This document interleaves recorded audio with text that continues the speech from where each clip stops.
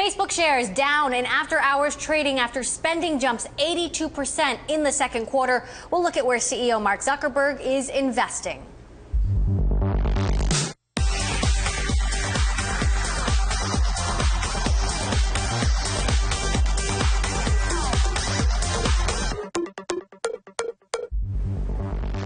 I'm Emily Chang, and this is Bloomberg West. Coming up, Twitter's interim CEO Jack Dorsey gets praise from Wall Street for his sobering assessment of the company's challenges, but the stock tumbles. We'll look at Twitter's long game. And Akamai CEO Tom Leighton is here when he sees the next big breakthrough in streaming video. All of that ahead on Bloomberg West. Plus, Microsoft rolls out Windows 10, how CEO Satya Nadella plans to expand his empire. First, to our lead. We are covering Facebook shares falling as the social network spending jumps 82%. Revenue up 39% to $4 billion, beating estimates. The company's big bets on mobile apps, advertising paying off, with 76% of Facebook's ad revenue coming from mobile. But user growth was slightly below estimates. Mobile monthly active users jumped 23% this quarter compared to 24% growth last quarter. And Facebook reported daily active users hit 968 million, just under the 970 million that analysts expected. So what is driving the spending spike? Joining me now from New York, Simon Mansell, the general manager for paid services at Sprinklr, who helps brands like Dell, Zynga, Vodafone design their social advertising strategies. We've got June Group CEO Mitchell Reichgut. His company helps brands target consumers with video branded content. Techonomy founder David Kirkpatrick, also author of The Facebook Effect. But first, I want to bring in our very own Julie Hyman, our senior markets correspondent, who's been digging through the numbers here. Julie, everybody seems to be zeroing in on that spending number and also the fact that engagement, user engagement, seems to be relatively flat. And the effect that we've been seeing on the shares in the after-hours trading as people are piecing through these numbers is pretty interesting. You can see it on the chart behind me here, the sort of intraday move in the after-hours. You saw a dip down by about 6%, and right now we're only down by about 2%. So the stock is coming back to some extent. It does seem as though spending seems to be one of the focus. It's interesting, the daily active user number that you talked about, that it was such a marginal miss versus analyst estimates. But keep in mind, the stock has performed very well this year. It's up about 24% going into this report. It's trading near a record. So versus a Twitter, for example, where expectations were very low going into the report, you've got pretty high hopes going into this Facebook report. One other number that I wanted to point out, when you talk about spending, when you talk about engagement, one of the other areas of disappointment, even though it was sort of a known, if you will, was the currency effect. Facebook, another one of these many companies that's being hurt by the stronger dollar. The company saying that it took down its advertising revenue growth. It was up about 43%. The growth rate would have been 55% were it not for the effect of currency exchange rates, Emily. So, I want to bring in David Kirkpatrick here now, because at a certain point, David, you've got the law of large numbers. The company simply can't keep growing when you look at users as fast as it has been. Do these user numbers actually matter right now? And if not, what should we be focusing on? Well, I mean, the fact that they raised their revenue by $1 billion in 1 year is, I think, something worth focusing on. The user numbers have to keep going up because growth is, the engine of the stock. However, I think we can continue to say that this is the medium, probably of all media on the planet, that is still seen by the advertising industry as most promising. So, as mobile ads as a percentage of revenue is even slightly higher than analysts anticipated, as I understand it. I think they were looking for 75% and came in at 76%. That is a huge successful thing at a time when we know mobile is where the users are on a global basis. And we've got to emphasize global whenever you're talking about Facebook. Their growth is all over the world in literally every country. And we've seen that number, percentage of ad revenue from mobile, go up from 0 at the time of the IPO to now, as you said, David, 76%. Mitchell, what do you think about this spending number? Where is Mark Zuckerberg spending? Of course, he's bought big companies like WhatsApp. He bought Instagram. He bought Oculus. Are these investments going to pay off? Well, I think they certainly could pay off. And, you know, we're talking about the lack of ability to continue to add billions of new users to Facebook. I think you have some huge audiences within those apps that can be monetized. Now, maybe not as easily as Facebook. If you look at a WhatsApp or a Messenger, you're talking about a medium that isn't necessarily as natural for advertising to flourish within. It's not as if there are beautiful big pages or even feeds that you can insert a native ad. So I think there's some limitations there, but they are certainly opportunities to expand the reach of the advertising for sure. Now, Simon, let's talk about the advertising, because Facebook's been making big advancements when it comes to video. They are rivaling YouTube, and they're shaking up the way that they do business with advertisers, specifically with video ad products. What are you seeing there? What are the trends? So I think, you know, the advertising dollars follow the eyeballs, and if you look at the number of video views that Facebook are getting now per day, I think it's around 4 billion a day. YouTube's at 7 billion, so it's still a little bit way ahead, but Facebook is catching them very quickly. The products they have in terms of how you watch those videos, you know, when you're scrolling through your stream is beautiful and effective, and you know, I think it's definitely one of the hottest areas for our clients and paid advertisers looking to reach people in the sort of traditional way as they would have done on television. David, when you look at what Mark Zuckerberg has been spending money on, what kind of clues are you looking for to determine whether or not these are smart investments? Well, there's a real controversy over the way he's spending money, because the extreme amounts that are going to internet.org, now they don't, which is the effort to bring internet access to the poor people all over the world, the poorest in many cases. You know, unfortunately, they don't break out how much they're spending on that per se at all. And I think they'd prefer we not have any idea about that. But that is a very long-term bet. But Zuckerberg is a very, very long-term thinker, and that's going to be something that rubs Wall Street the wrong way. I'm sure if they knew the numbers, they would not be happy. On the other hand, you look at WhatsApp or Instagram, or with incredible growth with Messenger, I think you're seeing they're making investments in adding features like commerce capabilities, particularly in Messenger and WhatsApp, that will make a big difference to their long term, especially Messenger now, but I bet it'll come to WhatsApp later, and you'll see a lot of revenue implications there. And they've been experimenting with buy buttons. You can purchase product directly through a buy button through some stores on Facebook, but we're going to continue to watch the headlines, and we'll be listening into the call later today. David, you're staying with me. June Group CEO Mitchell Reichgut and Sprinkler Simon Mansell, thank you both. Thank you.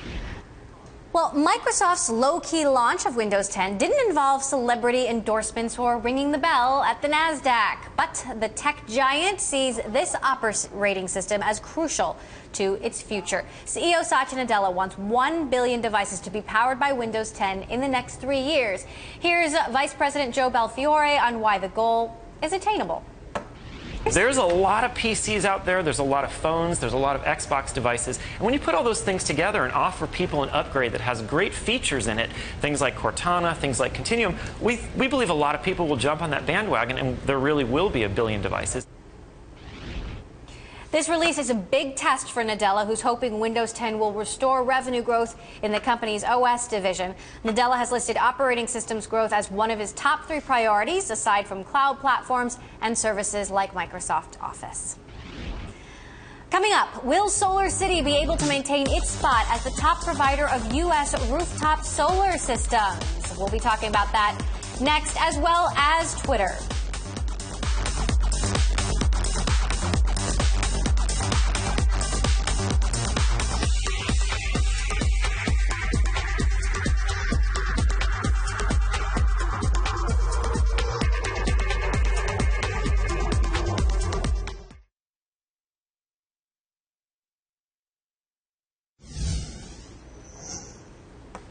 Company we're watching, SolarCity, says its loss narrowed in the second quarter as its CEO increased spending to fend off rivals. I want to bring in our Bloomberg News reporter, Chris Martin, to take us through the numbers. And Chris, you cover SolarCity, so break it down for us. What's standing out to you?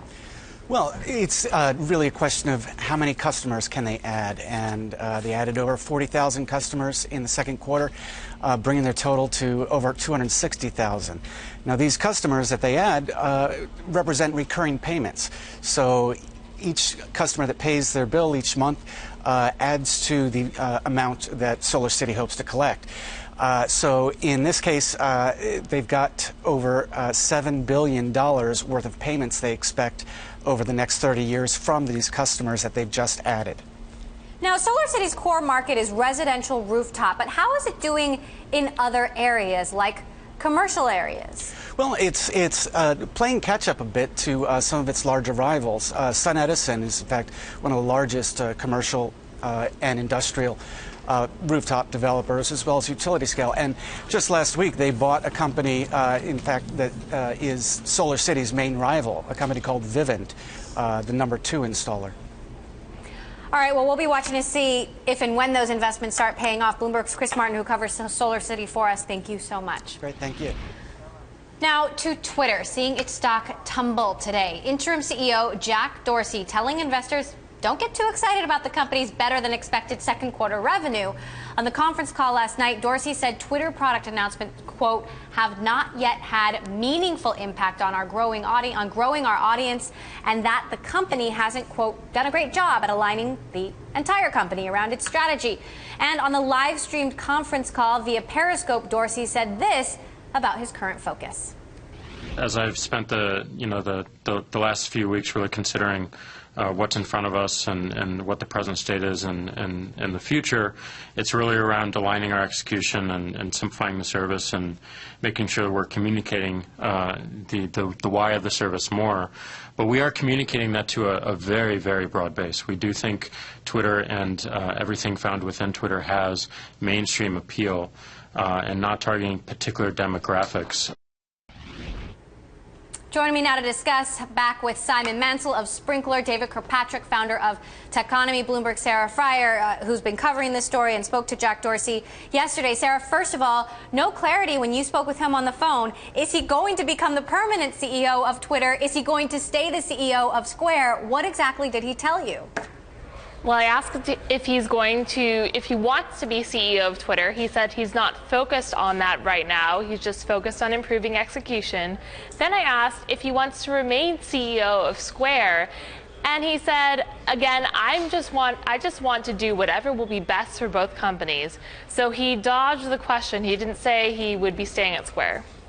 David, what do you think about this? You know, Nick Bilton of the New York Times tweeted out during Facebook earnings, Facebook has about 5 Twitters worth of users. You know, where does Twitter fall in the broader landscape? They're saying, look, we're not going to hit a mass market for a long time.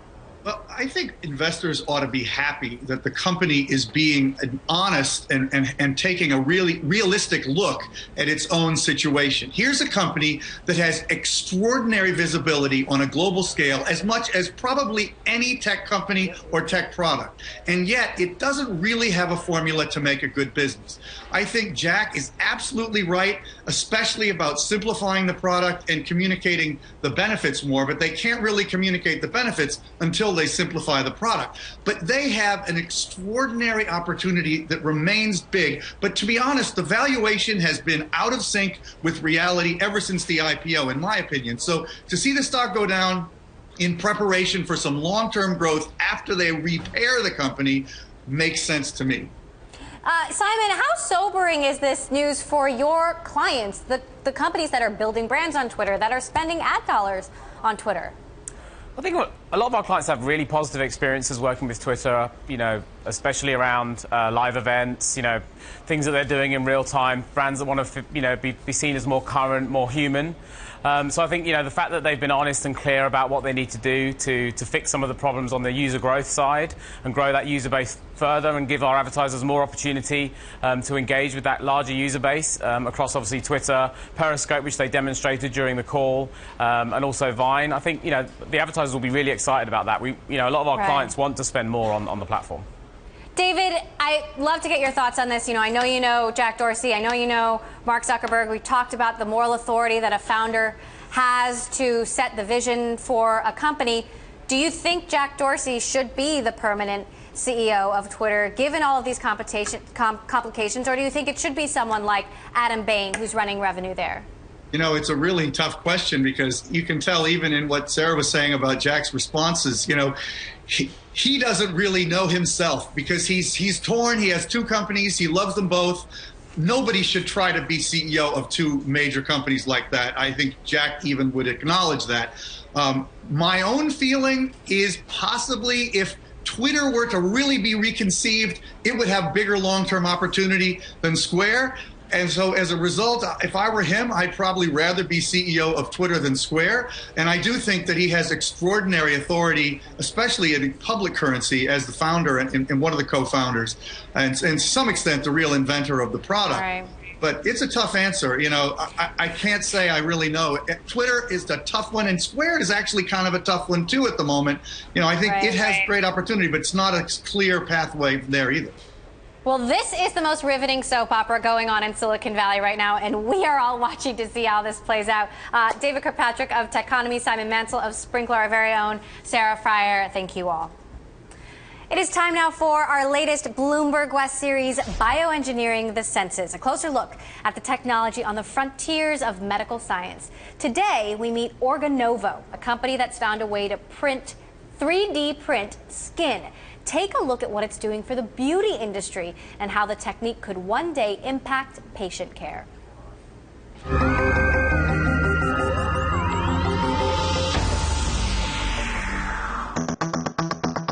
Think you know all about 3D printing? Well, take a look at this company that's 3D printing skin. Organovo is targeting the beauty industry, supplying skin tissues to L'Oreal through a new partnership. 3D bioprinting works by taking cellular building blocks and layering them and building up those layers into a full matrix. In skin, it's nice because it is a layered tissue, but it also has things like glands inside that. So in the middle of each layer, you can start to put the right cells to create those structures as you build up.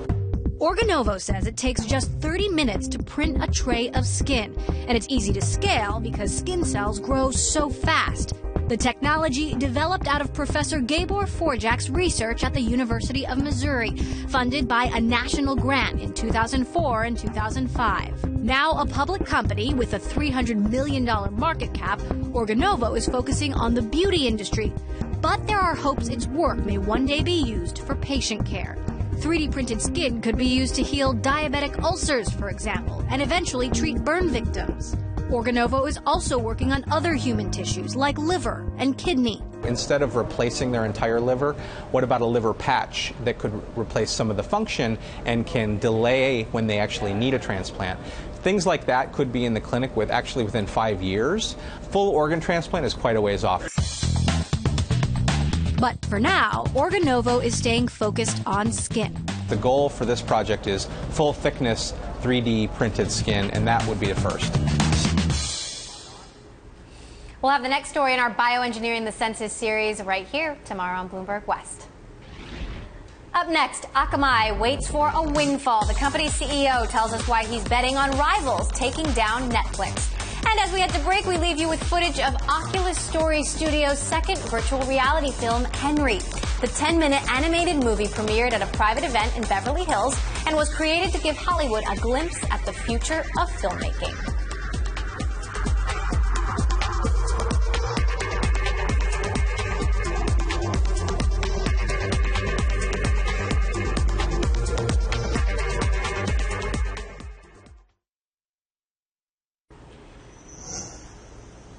It is time now for our Daily Bite, one number that tells a whole lot. Today's bite is $1 billion. That is the amount of money Alibaba plans to pour into its cloud computing service, Aliyun. A significant chunk of the money will go into funding data centers in the Middle East, Japan, and Europe. The move coming as the e-commerce giant is trying to step up its game and level the playing field with its competitor, Amazon. Amazon Web Services, which is Amazon's cloud operation, reported second quarter revenue of $1.8 billion. Alibaba CEO Daniel Zhang says their $1 billion investment is just the beginning. He hopes to match or outperform Amazon within 3 to 4 years.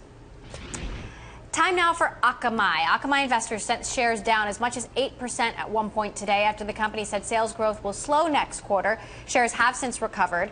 Its future hinges on competitors to Netflix. That's because Akamai does the behind-the-scenes work to make sure content is delivered over the web quickly.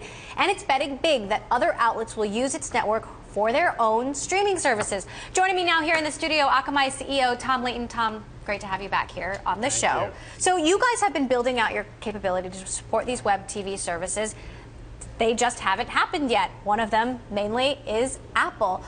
When do you think the windfall from these services is coming? Well, it's not a windfall. It's you're bringing video content online. I think the users out there are demanding it. They want to watch video, not just in the living room, but on mobile devices, wherever they are. And the conditions are now right. You have connectivity. We can deliver the quality that you need to do broadcast level quality online, the reliability that you need, so it won't be rebuffering all the time, and at the cost points that you need. And I think those conditions make it right to bring a lot of broadcast quality content over the top. So if Apple's web TV service gets delayed again, potentially into next year, how does that impact you? Does that worry you? Well, I think there's, the broadcasters are very interested in getting their content over the top. There's a variety of companies that are interested in aggregating this content. And it is hard to know when the really important offerings will hit the market, and it'll be interesting to see what the subscribers do. Do they adopt at large scale? How much do they use it? But I think we're looking at next year as a possibility that we could really see a breakout. The other thing that's happening is some of these companies like Netflix and Google are creating their own content delivery networks. What if Apple does something like that? What if they try to cut out the middleman, which is Akamai, entirely? I don't view Akamai as a middleman. I view Akamai as a company that can really provide very high quality delivery of the video, and that's what's going to be needed to make broadcast over the top be successful, and to do it at a very affordable price point.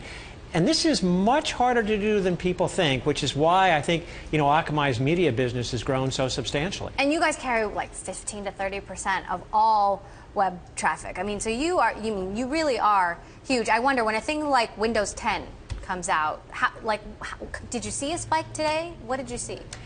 Big software releases, obviously are beneficial to Akamai because we deliver a lot of that kind of traffic. They can also impact the internet, and that's where Akamai really provides value to all our other customers, because we deliver content way past those congested peering points. And so if you're using Akamai on a day when the internet gets congested with a big software release, you're in good shape. If you're not, then you get clogged in those congested points along with the big software delivery. All right. Well, we will continue to watch you guys. Akamai CEO Tom Leighton, thank you, as always, for stopping by. And that does it for this edition of Bloomberg West. Tomorrow, we've got full coverage of earnings numbers from LinkedIn and more. I'll be speaking with T-Mobile CFO. All of that tomorrow on Bloomberg West.